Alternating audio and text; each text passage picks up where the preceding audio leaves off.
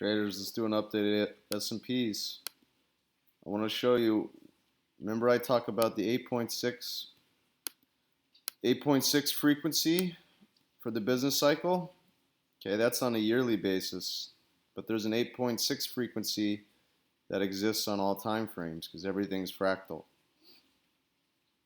Okay, this is this is 8.6, so you got to understand that this is eight trading days I'm doing this count. So some days, there's a margin of error there where you could consider it 9 trading days.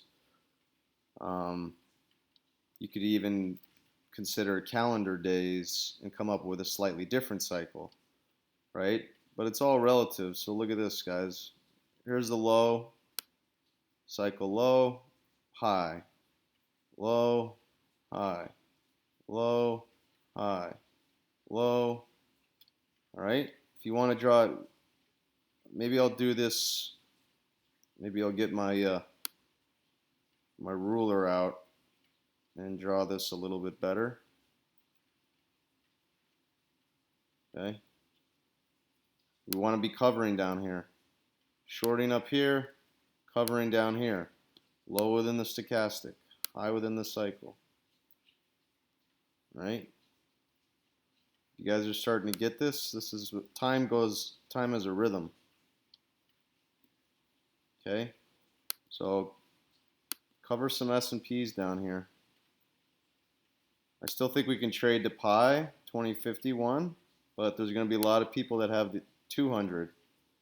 So don't be greedy here. For short, get some back.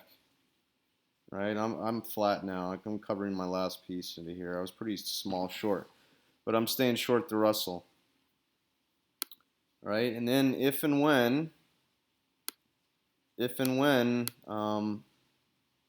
I keep telling you guys I want to buy the Dow at some point,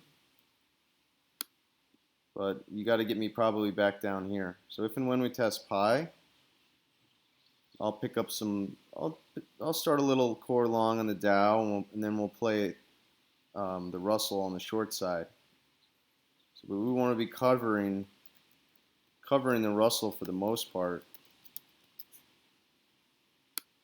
into these lows.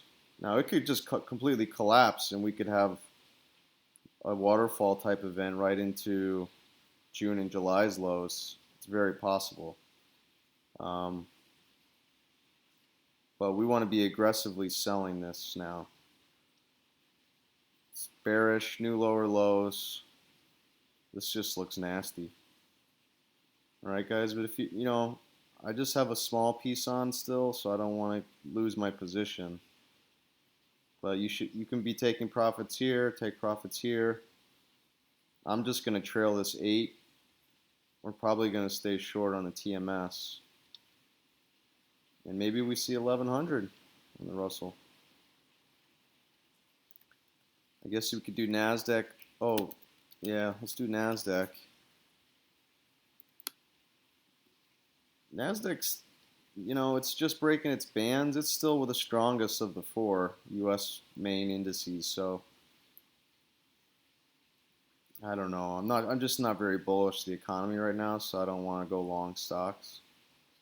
But I may buy some of the names I like. Maybe we get some swing trade opportunities on Facebook, or another shot on something like Amazon or Google or Apple. Let's look at these lows though in September for a shot at that. All right, and then the last thing really in global equities that I'm short is a Nikkei. And so I signaled cover this morning, and I might get a little bit more covered up. It's a good chance we bounce from here.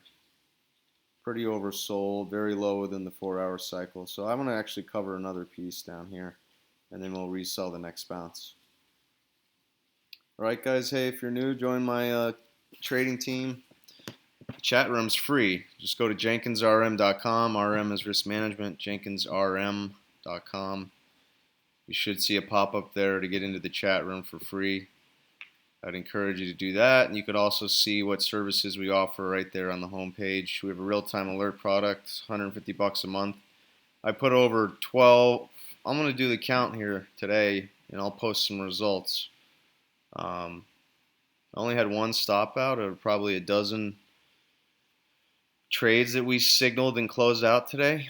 So it's a pretty good win rate. And yeah, you can learn more about that on the site. So